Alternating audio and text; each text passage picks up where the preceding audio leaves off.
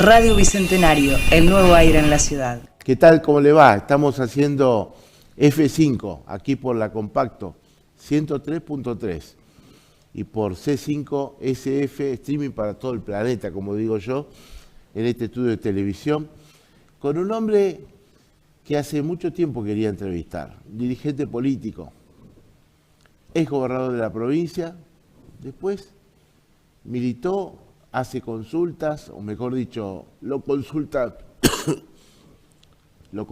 mucho de distintos partidos políticos.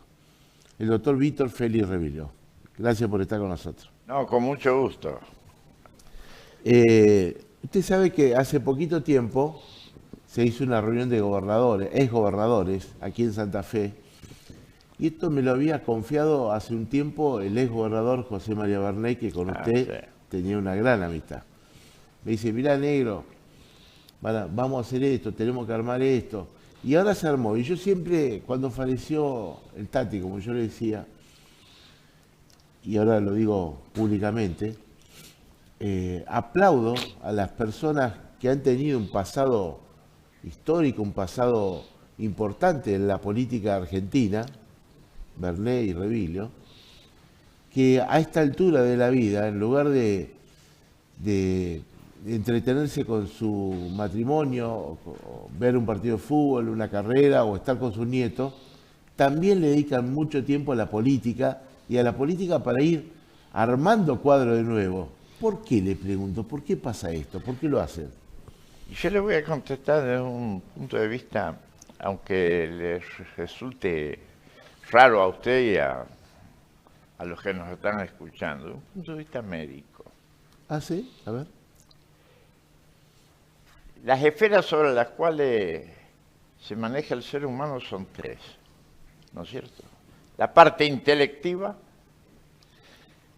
la parte que tiene que ver con la voluntad, que es sumamente importante, y la sensitiva. En este caso, me refiero a la parte volitiva. Es la voluntad. Yo siempre lo he expresado a los amigos, a los compañeros, porque alguna vez no ha faltado a quien que me ha venido a ver a consultar. ¿Qué te parece, Víctor? Tengo ganas de ser candidato, quiero ser. Entonces yo lo he mirado y le digo, hay dos temas fundamentales. El primero es tuyo y tiene que ver con la voluntad. Yo le doy mucha importancia y con más razón cuando somos mayores. Claro. Porque, sin ir más lejos, porque todos lo vieron y lo vivieron. El general Perón no tenía problema en la inteligencia, ni en la parte sensitiva, pero en la parte volitiva, a la tarde tenía que descansar. Claro. Por los años. Entonces le he dicho, el primero que tiene que estar convencido, y además de convencido, tener las ganas, la fuerza, porque no es fácil la tarea, es justamente a través de la voluntad la misma persona. Y en segundo lugar, tan importante como ese es el otro paso, que a vos te vean como candidato. Porque uno no es candidato porque uno decide serlo. Más aún, la vida te lleva por esos caminos insondables, ¿no es cierto?, de que uno puede pretender o gustar ser tal o cual cosa, en el quehacer político estoy hablando, y no llegás. O se te da otras variantes en ese aspecto. Pero volviendo al otro tema, lo importante es que te vean como candidato. Y vos te vas a dar cuenta por quienes te rodean. Son los amigos, los compañeros, la gente del barrio, que te ven como candidato. El periodismo, Entonces la cosa comienza a ponerse en marcha. Y después, bueno, después viene toda la carga de lo que significa transitar ese camino que es sumamente difícil y duro. Y después hay una cuestión, y yo le cuento todo esto porque yo lo he vivido. Por supuesto, me interesa conocerlo. Alguna vez, no es que me haya echado en cara, al contrario, en mi familia, sobre todo mi señora, me dice, ¿pero cuál ha sido tu hobby? ¿La medicina o la política? Y yo desde niño, prácticamente, siempre tenía la convicción de llegar a ser médico. Y lo hice, sin lugar a dudas. Y lo practiqué. Y en Santa Fe atendí durante muchos años. Pero también he tenido, desde chico, interesarme por el quehacer, digamos así, de la vida en la sociedad, en los países, en el mundo. Y eso tiene que ver justamente con lo que uno se mete en la cuestión y termina sin darse cuenta en ser un militante. Para lo cual no alcanza si usted no está preparado. Sí, sí. Y este es uno de los grandes déficits que tenemos en la actualidad. Discúlpeme. Formación, capacitación. Exacto. Insisto en esto, ¿y sabe por qué? Idoneidad. Porque porque nuestra generación, y no se trata de que todo lo anterior fue mejor, había capacitación y formación en los maestros, en la lectura, en el quehacer de la política como estamos hablando. Usted sabe que el país casi tuvo una leyenda negra, con espacios de décadas de que nunca se enseñó, o directamente digamos, no se enseñó la realidad y la verdad de la historia de la Argentina. Con el revisionismo histórico, en gran medida, eso cambió. Sí, sí. Ya Saldías, sigamos después con Gálvez, estoy hablando de los autores de los hermanos Irasusta, José María Rosa, Abelardo Ramos, Marechal, bueno, nosotros nos comíamos los libros para entender y saber qué es lo que había pasado en este país. Porque eso no lo digo yo ni lo decimos ahora, esto es muy viejo. Ya Cicerón sabía decir que la historia, ¿no es cierto?, es madre de la vida y es testigo de los tiempos. Y es real. Y es así. Es real. Claro que el concepto de historia, Carlos, depende de los pensadores, filósofos y demás. Hay otro concepto que a mí me llama la atención y es muy simple, es el paso del hombre en el tiempo. Claro. Fíjese, dos palabras y lo que significa el paso de nuestra especie en el tiempo. Pero volviendo a lo otro, cuando yo digo de que te tienen que, de acuerdo a lo que a usted le interesa, además de tener voluntad, que te vean y después estar dispuesto a aguantar lo que significa. Y pueden ocurrir dos cosas. A ver. Puede ocurrir que te cueste avanzar y es como que en una recta vas de una banda a la otra y en otras ocasiones se te da que es como que hubieras agarrado la huella.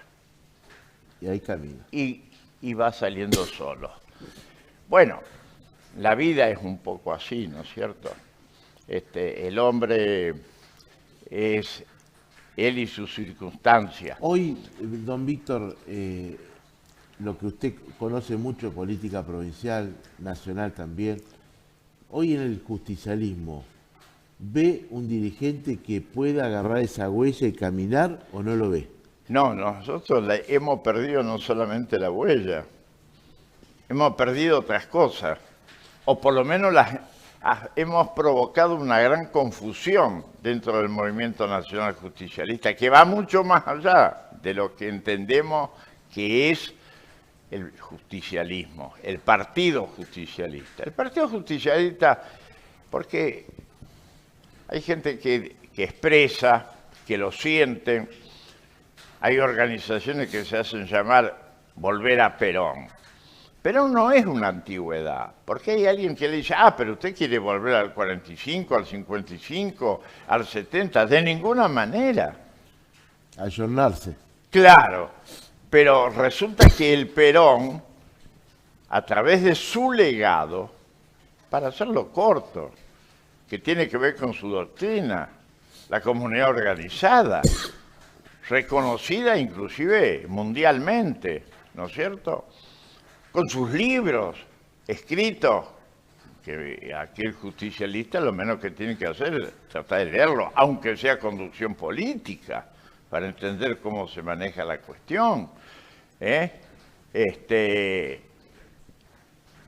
Y si no, yo le voy a dar un solo tema, el problema ambiental. En 1972 fue el primer líder mundial, porque era conocido y reconocido, estoy hablando, fíjese de qué época, casi un poco más allá de la mitad del siglo XX, cuando planteó el tema ambiental en aquella Carta a los Pueblos del Mundo, 1972, donde nadie hablaba del problema ambiental. Todos sabemos lo que nos está pasando en este momento. Entonces, todo aquello que tiene que ver con el siglo pasado, trasladado a ha cambiado sustancialmente. El pasado sabemos que era la Guerra Fría, la pelea ideológica, pero nunca habló de ideología, habló de doctrina. No es menor, ¿eh? Y entonces usted me dice, ¿qué pasa en el justicialismo? Es como que hemos perdido la huella. Y de alguna manera la confusión se ha producido de tal modo, ¿no es cierto?, donde hasta la identidad de la matriz del legado del general Perón no es que esté en discusión, está en desconocimiento, algunos sin quererlo y otros adrede.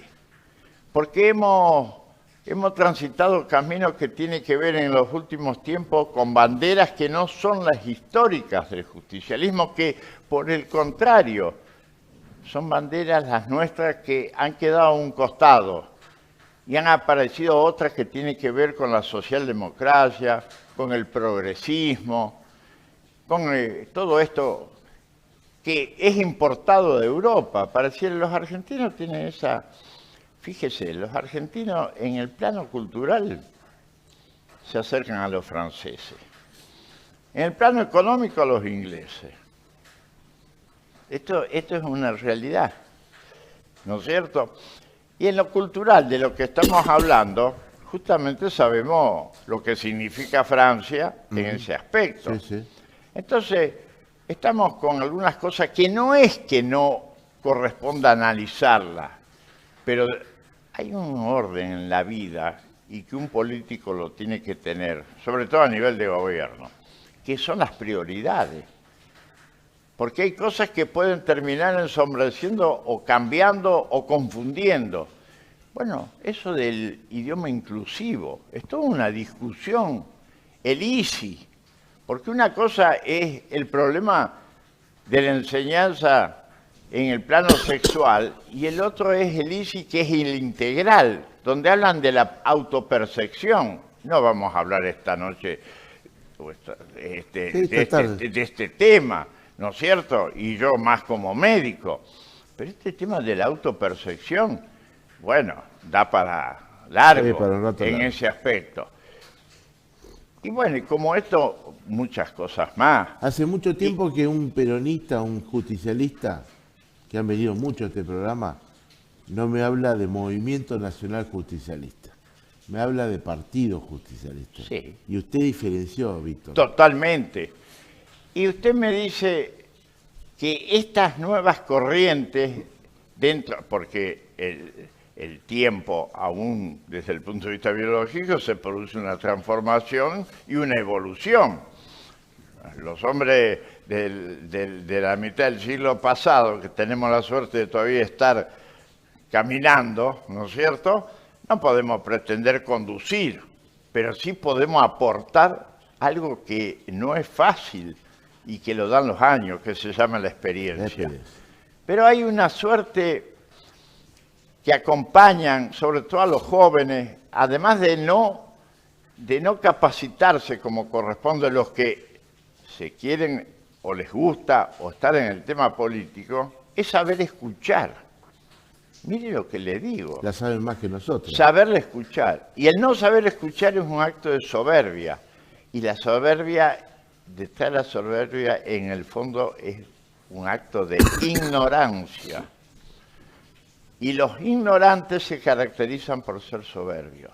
Y nosotros hemos pagado muy caro en la provincia de Santa Fe. Y yo, como aquel que dice, ya no me callo más. Nosotros hemos tenido la desgracia de contar con 3 vicegobernadores que fueron presos. Sí. Eduardo Cuello, Aurelio Martínez y el Nito Banrell. Los 3, nadie se le puede negar su peronismo y su militancia, pero también la arrogancia de la soberbia, que en el fondo es la ignorancia. No quiero entrar las razones por las cuales, porque son increíbles, las conozco perfectamente por qué. Le costó lo que le costó a los 3. Sí, yo me puedo dar el lujo de decir que en mi gobierno existió, no en mi gobierno, en mi tiempo la corrupción, pero no existió la impunidad. Ningún juez de Santa Fe puede decir que el gobernador de la provincia levantó el teléfono. Absolutamente para nada. Si alguna vez tenía que conversar algunas cosas de orden estrictamente institucional y que merecía el análisis y la ayuda al Poder Judicial, lo hacíamos con la Corte Suprema. Una Corte Suprema que tenía hombres que nadie cuestionó en ese sentido. Sí, sí. Y ya que hablamos de cuestionar, este es el drama que vive el país. Hubo una época que se cuestionó a los curas, a los militares, a los sindicalistas, a los políticos, aún en la actualidad. Pero lo más grave, cuando usted hace una encuesta, los mayores cuestionados son los jueces, fíjese.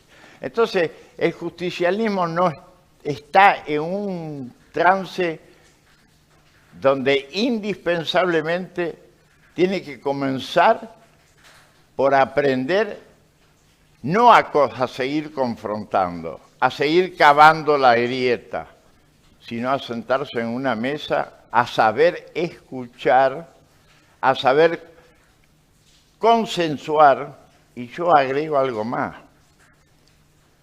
que eso significa tener grandeza, armonizar el disenso. Ahora, está bien, lo meto en el fútbol. Usted me dice, el peronismo tiene que empezar a armonizar, a organizar. Ahora, cuando un club contrata a un técnico, dice, a ver, ¿qué tengo? ¿Qué jugadores tengo? Y mira el semillero. Exacto. Usted mira el semillero, dice, a ver, o el banco suplente, ¿qué hay, che? Se juntó ahora con los exgobernadores y dice, ¿qué tengo acá en Santa Fe? El técnico ese no tiene los hombres que necesita y nosotros no tenemos los líderes que necesitamos. Así es. Y aquellos que fueron están menguados. Y de última, no tienen, esta es otra expresión que desapareció de nuestro diccionario, la grandeza, no digo de hacerse a un lado, de correrse, de no intervenir, sino de saber, ¿no es cierto?, tener la amplitud de escuchar y conformar parte. Porque, ¿cuál fue el problema de los últimos décadas, por lo menos los últimos 20 años, dentro del justicialismo.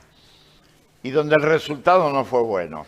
Porque si hubiera sido bueno, bueno, está bien. El dedo. El dedo. El dedo. Todos sabemos a quién nos referimos. Nadie niega la capacidad, pero también los errores. Entonces, volvemos a aquello de ser humilde, del reconocimiento y de aceptarlo.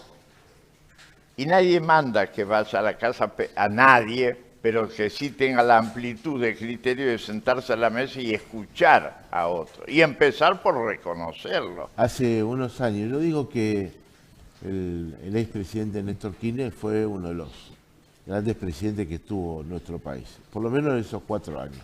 Así es. Lo conocí un poquito de adentro, sin ser funcionario, pero siendo periodista, viajando y conociendo un poco la parte política. En esos 4 años, a mí yo viví y observé cosas que no me gustaron, pero que pasaban. Por ejemplo, en algunos actos, bajen los cuadros de Perón y Evita. Esos 2 cuadros no. ¿Querían cantar la marcha? No. La marcha no se canta. Y después, cuando llegan el momento de las elecciones, vamos con la marcha. Entonces digo, el dirigente en general, en los últimos 20, 30 años, ¿usufructuó la marcha peronista, el sello peronista para bien personal? Bueno, eso fue un error. Y yo por eso hablo de la confusión que existe dentro del movimiento. Y más que confusión con las últimas derrotas, la bronca y de lo que está sucediendo en la actualidad, ¿no es cierto? Usted me trae a la memoria algo de hace años atrás, no muchos, pero años, en la época justamente del kirchnerismo. Yo recuerdo que fueron a una interna Bielsa, creo con Rossi. Sí. Y la gente de Rossi nos había contactado para acompañarlo, que estaban más amplios en sus puntos de vista y demás. O sea que teníamos que, digamos así, conmemorar el 17 de octubre. Viene uno de los compañeros y me dice, doctor, necesito hablar urgente con usted. Porque los compañeros se habían integrado, sí. Habían tenido reuniones y demás. Hay algo muy grave. ¿Qué es lo que pasa? Nos dieron orden de que no se puede el 17 de octubre cantar la marcha peronista. Entonces, automáticamente yo me di cuenta que aquí estaban ocurriendo cosas que no eran las correctas. Le dije, bueno, este es el límite. De mi parte no tengo más nada que ver. Nos corrimos y nos separamos. Eso que cuenta usted es una verdad. Y le voy a decir dónde nace la verdad. A ver. Cuando asumió justamente Néstor Kirchner, cuando terminó en el Salón Blanco de tomarle el juramento a su gabinete, él tuvo una conferencia de prensa. Sí, fue la única que tuvo. Por ahí tuvo algún entrevero con los periodistas. Sí. Pero una conferencia de prensa que la dio con los periodistas extranjeros. No había un periodista argentino. Lo recuerdo bien. Lo tengo en los medios, que salió, ¿no es cierto?, registrado en mi biblioteca. Y me llamó la atención automáticamente algo que a mí me puse el reparo y me llamó la atención y dije, ya estamos empezando a transitar un camino que me parece que no es el correcto. ¿Qué es lo que dijo? ¿Qué es lo que le dijo frente al interrogatorio, al interés de la prensa extranjera? Mi enfoque, nuestro enfoque es a la chilena. A la chilena. Claro, la derecha y la izquierda. Ah, pero eso no es peronismo. Perón justamente lo que dijo antes de morir. Nos presionan y nos tironean de la derecha y la izquierda. Nosotros no somos una cosa ni la otra. Y es verdad. El peronismo no juega ni con las ideologías, ni la derecha ni la izquierda. ¿Y se acuerda cuando Néstor Kirchner decía, Mauricio es Macri, Sí. Lo levantaron a Mauricio Macri para expresar la derecha y nosotros somos la izquierda, la centroizquierda. Claro. Entonces ya erramos el camino desde el punto de vista de las enseñanzas del general Perón. Y los que teníamos algunos años y que tuvimos la suerte de vivir la década que no era la ganada, sino de la felicidad, porque yo desde los 7 a los 17 que estuvo el peronismo, justamente lo viví como niño y adolescente, lo mamé y lo conozco muy bien. No a través de los libros, de haberlo vivido. Entonces, ahí empezó la cuestión. Más allá que tuvo un gobierno aceptable desde todo punto de vista. Y después estas cosas se profundizaron. Mucho más todavía. Mucho más todavía. Fue el negacionismo y se levantaron otras banderas. No es que el peronismo esté en contra de los derechos humanos. ¿Cómo va a estar en contra de los derechos humanos si fueron las primeras víctimas, empezando por Evita?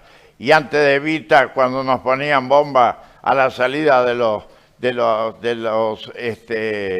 subterráneos, ¿no es cierto? Dirigentes después del radicalismo cuando eran jóvenes, como el caso de Carranza, que fue ministro de Alfonsín, y que hubo 6 o 7 muertos, todos nos acordamos, en un acto de un 1 de mayo. No hablemos del bombardeo a la Plaza de Mayo, ¿no es cierto? No hablemos después de las dictaduras del partido militar que asoló el país, de los muertos, exiliados, torturados, desaparecidos y todos los demás. El asesinato de José Ignacio Rucci. No hablemos de lo de Democracia. José Ignacio Rucci. Bueno, entonces nadie nos puede hablar de que nosotros estamos en contra de los derechos humanos, ¿no es cierto? O del feminismo. Una cosa es enaltecer y darle el lugar que le corresponde, como decía Evita, al lado del hombre, a la mujer, y otra cosa es el extremo del feminismo que se expresa en Europa y que algunas levantan esa bandera acá. Nadie está en contra justamente del indigenismo, o sea, de los pueblos originarios, pero de ahí a convertirlo a que levanten una bandera que no es la Argentina es otra historia. Es decir, de estas cosas podemos hablar largo y tendido y tenemos autoridad en ese aspecto. Cuando yo le hablé antes de la confusión, estamos hablando de todo esto en lo cual estamos charlando en este momento. ¿Le convenía a esta nueva política de los últimos 30 años confundir al electorado, a la gente? Evidentemente que no. Nos hemos salido de la vía troncal y hemos ido a una colateral. Y ahora estamos chocando contra esa y nos hemos quedado sin líderes. A ver, hay un problema de fondo que me preguntan y que se preguntan en los chats y demás. ¿Cómo el pueblo, frente a las actitudes agresivas y deshumanas, porque la crisis política, social, económica que vive el país, cultural, yo le he agregado la humana, por la gravedad y crueldad de parte del presidente, que parece que vive en otro universo paralelo, ¿no es cierto? Yo me pregunto, en otras épocas la reacción del pueblo fue diferente.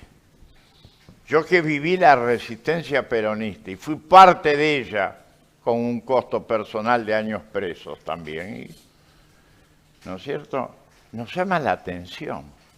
Entonces yo, en el análisis me pregunto, ¿por qué no hay otro tipo de reacción como en otras épocas?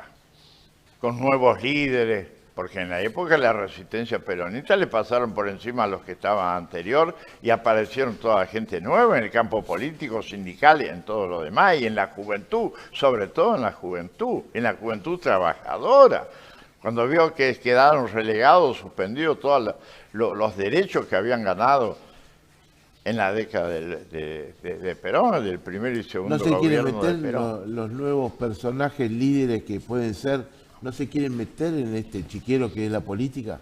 Pero yo, Carlos, le quiero decir, la pregunta mía es ¿por qué no existe esa reacción? Fíjese que en Latinoamérica le aumentan el boleto que... Yo no estoy diciendo que practiquemos la violencia, después podemos hablar de ese tema también. Sí.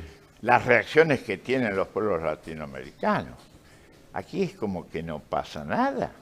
Si no nos toca el Pero bolsillo, ¿sabe por qué? ¿Por qué? ¿Por qué? El por qué sí saben cuál es el problema. El problema es con quién. ¿Con quién? La falta de liderazgo es claro. ¿Por qué? Porque no quieren volver para atrás. Porque la época del kirchnerismo y la época del macrismo lo dan como épocas en las cuales no se obtuvieron las esperanzas que tenía el pueblo en ese sentido. Por diferentes razones que podemos hablar largo y tendido, pero es lo que siente y por eso hagámonos cargo. Por eso está mi ley de presidente. Que se haga cargo Y por Macri. eso llegó Macri también. Claro, Entonces, que se haga cargo Macri, que sus errores, y que se haga cargo también Cristina con sus errores en ese aspecto. Lo que pasó en el gobierno de Alberto Fernández. Entonces, si el pueblo no tiene por qué y por quién, en aquella época tenía un porqué. Era la lucha por no perder los derechos que había ganado. ¿Y por quién? Por su líder, que nunca lo había traicionado, y que era el general Juan Domingo Perón. ¿Y cuál era la idea? La vuelta incondicional del que la libertadora o fusiladora le llamaban el tirano prófugo, y que no podían dar una elección que ganaban los votos en blanco. Mi primer voto fue en blanco, a los 17 años. Usted sabe, don Víctor, que usted está hablando del por qué y por quién. Y está hablando del año 70, más o menos. Pero yo no tengo ninguna duda que usted, con una sabiduría muy especial, lo está diciendo porque lo está trasladando a estas épocas también. Así ¿Por qué la gente dice, ¿por qué? A ver, Fornés, Revilio, ¿por qué? ¿Y por quién? Si nos traicionaron todo y se llenaron de plata. Ahí está la cuestión. ¿Qué pasó con Ramón Carrillo? Doy un ejemplo. El padre del sanitarismo argentino. Así es. Estaba en el exterior, no pudo volver al país. Le quemaron hasta la casa, porque le dijeron que tenía millones. Tuvo que trabajar en el noreste brasileño como un común médico y morir en la mayor de la pobreza. Y como él, tantos más. Dieron vuelta todas las cajas habidas y por haber en Europa porque decía que tenían los tesoros de Evita y Perón. Y yo le pregunto al revés, lo que dejó Evita como resguardo, ¿no es cierto?, a través de los, digamos así, los regalos y demás que le hicieron en joyas y que ella los dejó, entregaba como respaldo. ¿A dónde fueron a parar? Resulta que en las casas inglesas o en las casas norteamericanas se vendían justamente los prendedores, los quesos de la época de Eva. ¿Dónde fueron a parar? ¿Alguien investigó? ¿Alguna vez el peronismo practicó la venganza de todos estos años? Entonces volvamos a la actualidad.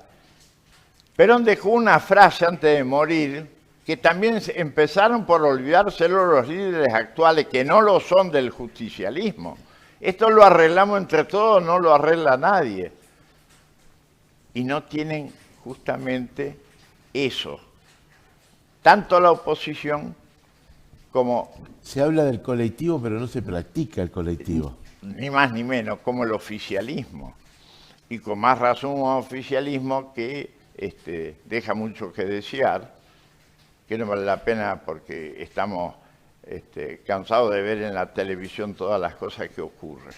Hay un solo un solo, digamos, sector que tiene el porqué y el por quién. A ver. Son los estudiantes. Ah, sí. El porqué es capacitarse y llegar a hacer algo. Y el por quién es la universidad. Por eso juntan 500.000 de personas en la calle. Y porque al frente de ellos inclusive están los rectores y los profesores.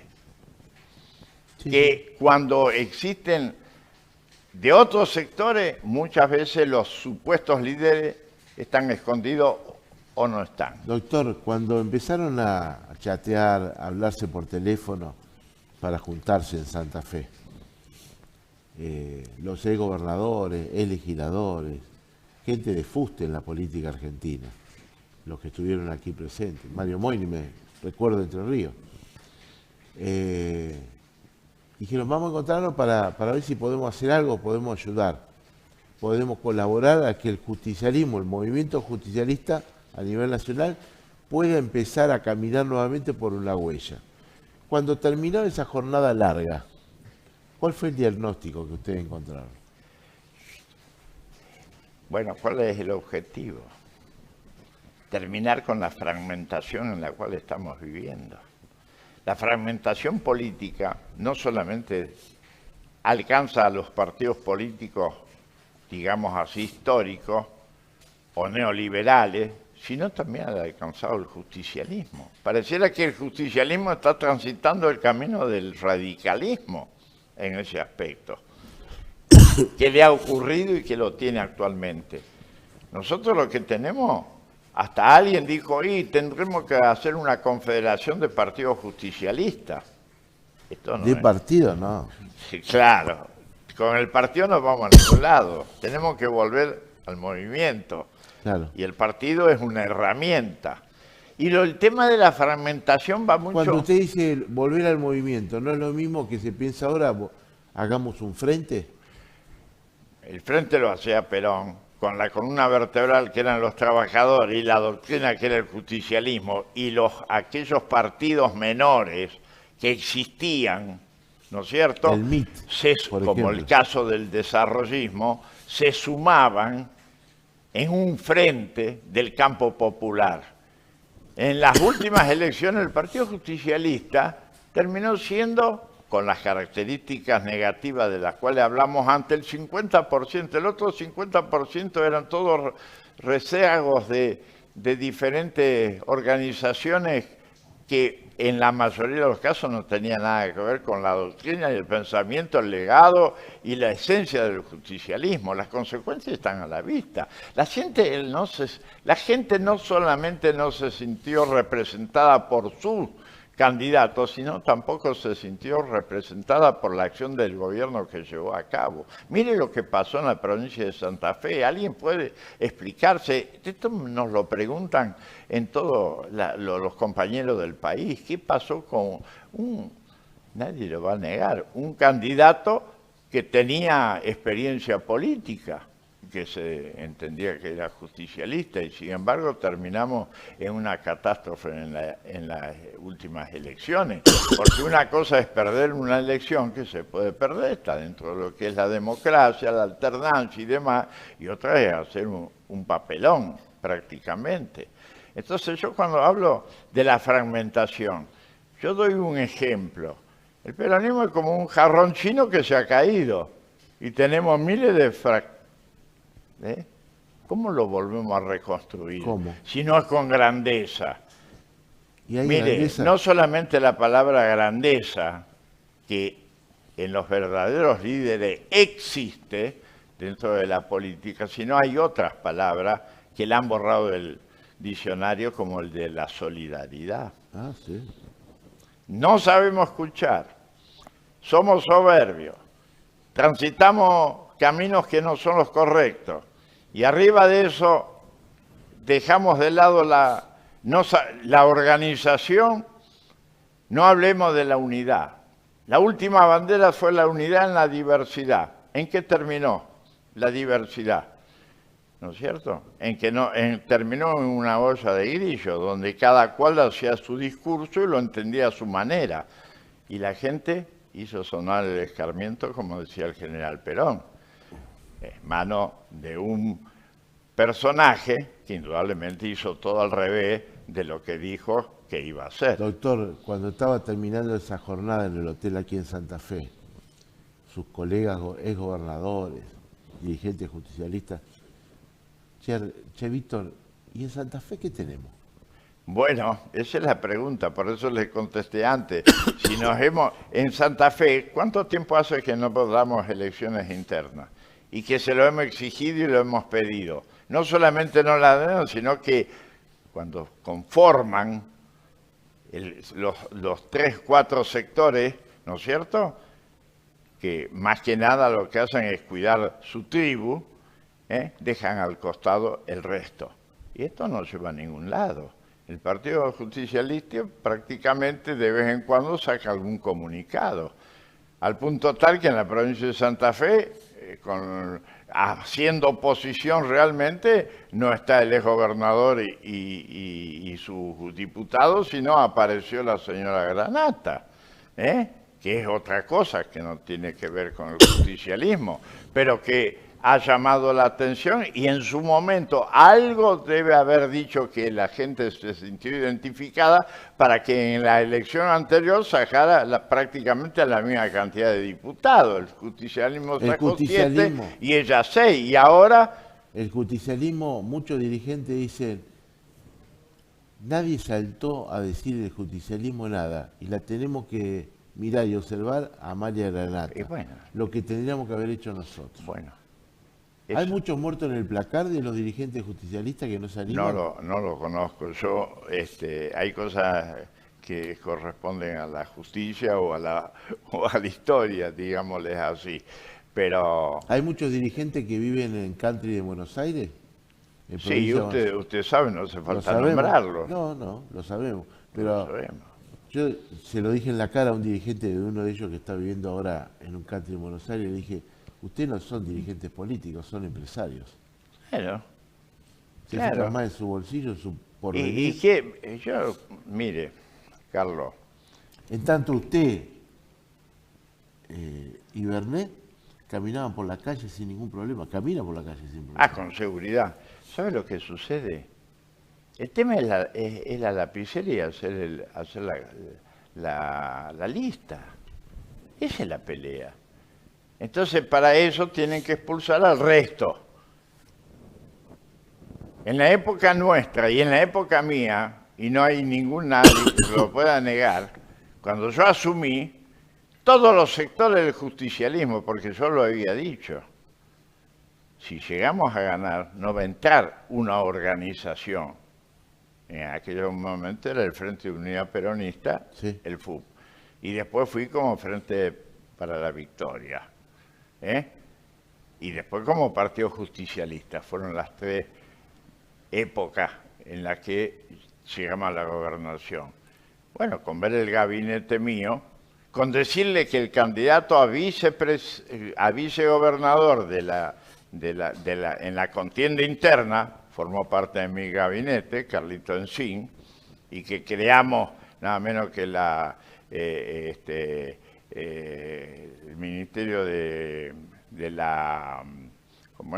Control de Gestión, y que era muy importante, ¿no es cierto?, que no estaba, ¿no es cierto?, y de planificación, y que hizo un trabajo brillante. Porque eso se lo cuestionó mucho a Perotti, que no convocó a nadie. Carlito Encín, me acuerdo perfectamente que fue el ministro del Tati Bernet, y después fue el candidato con Raúl, el presidente del partido, Cariñano. Lo llamé un día y le dije, necesitamos esto, yo tengo esta idea, el primer año vamos a acomodar las cosas, pero necesito que en ese primer año, a través de lo que hemos creado, esta Secretaría de Estado de Planificación, hagamos el plan trienal. Yo me acordé del general Perón cuando vino con 4 años en su tercer gobierno, creó el plan trienal. Lamentable, Carlito hizo su trabajo. quedó en un libro, porque lo que ocurrió en el país en la época de Alfonsín y con la época con los conatos militares, los asaltos a los supermercados y todo lo demás, dos cosas fundamentales que teníamos en mi gobierno, que era la reforma constitucional, que nos sobraba, porque teníamos mayoría, más de la que tiene el actual gobernador, no solamente en diputado, sino un senador más de lo que tiene hoy el gobernador Puyaro. O sea, teníamos para poderlo hacer. Y estos problemas que llevó de última a que tuviera que adelantar y entregar el poder con la hiperinflación, lamentablemente, porque lo decimos lamentablemente como hombres de la democracia, el doctor Alfonsín en ese sentido. Y otra de las razones, porque no se puede hacer una reforma constitucional llevándose no a todo el mundo por delante, sino a piacere y ajustada a algún partido político. Una reforma constitucional es fundamental que sea fruto del consenso y de que en la mesa nos pongamos de acuerdo en lo básico y en lo elemental, que hace falta. No porque sea mala la Constitución que unos minutos antes del golpe de Estado se votó en la época de don Carlos Silvestre Berni.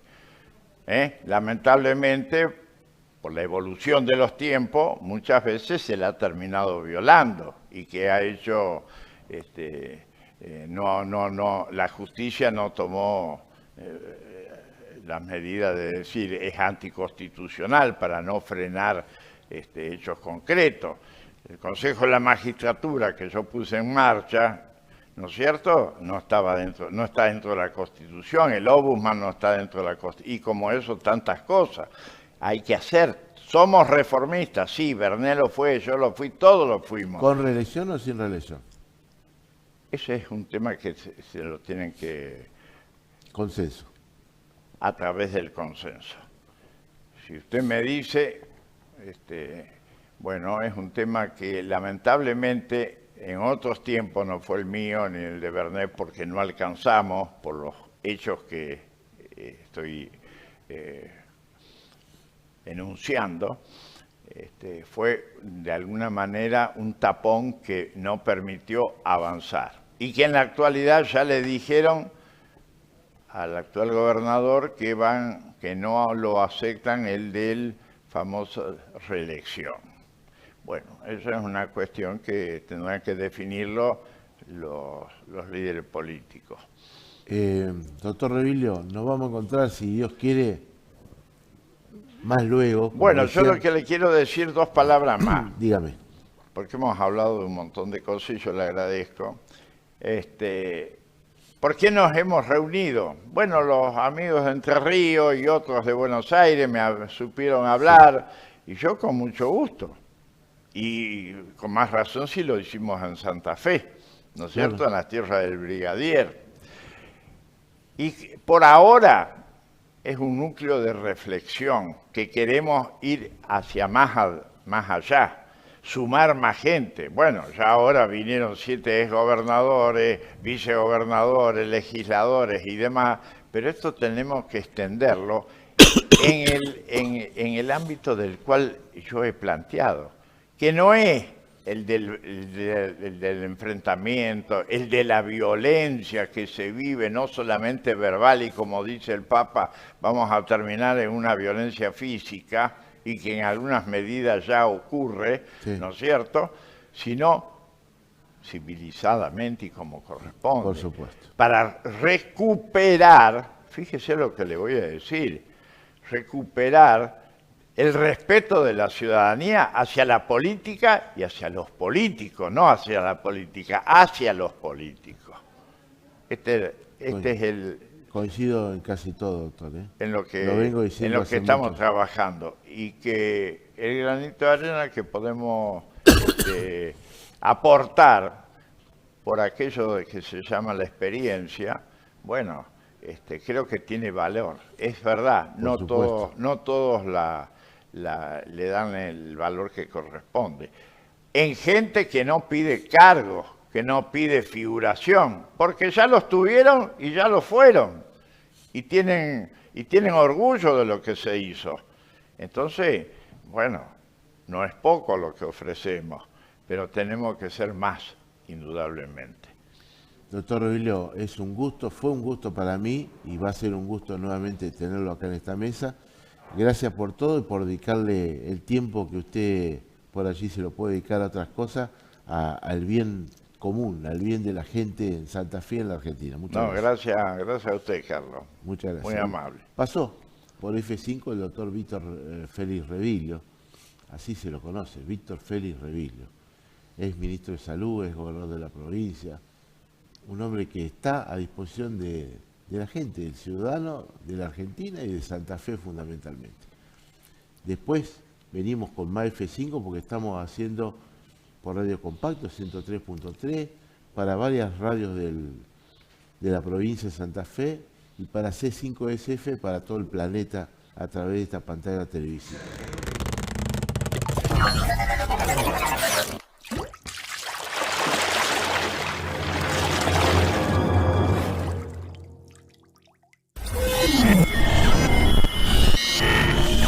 Radio Bicentenario, el nuevo aire en la ciudad.